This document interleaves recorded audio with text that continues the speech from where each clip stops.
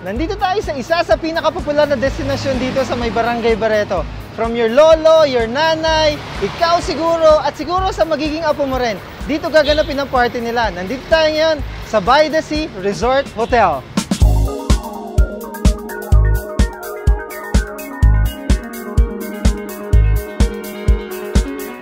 Ang By the Sea Resort Hotel ay may 52 rooms sa siguradong marirelax kayo. Ang kanilang comfy bed at magandang tanawin mula sa kanilang veranda ang binabalik-balikan ng mga turista nila. A good wind coming in, it's very nice, malamig, and what can you say? You're on a balcony and then in front of the beach. By the Sea started out as native restaurant. So we started in 1985. Tapos, we had 3 rooms.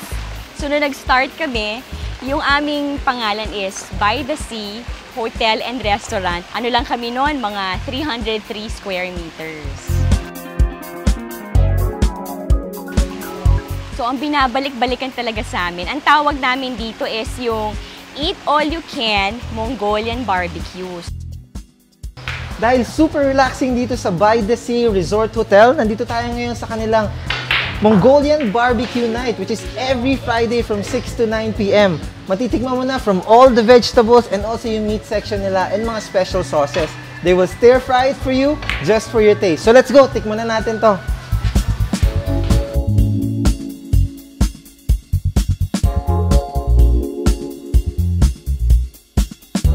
So, bibigyan na natin to sa kitchen so they can stir-fry it a bit more para matikman na natin yung gaano kasarap to. Let's go!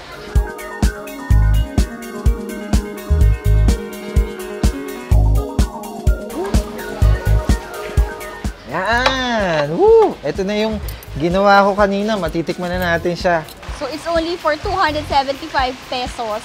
So eat all you can na yan. It's the longest running Mongolian barbecue in town.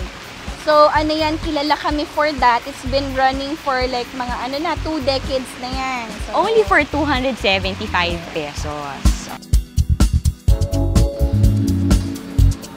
Talaga nga naman, ang By the Sea Resort is your home away from home dito sa Olongapo City.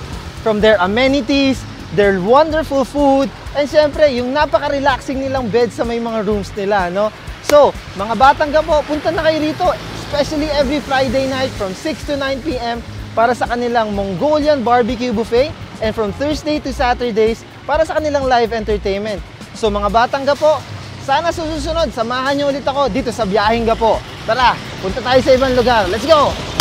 Woo! Saan kaya tayo pupunta?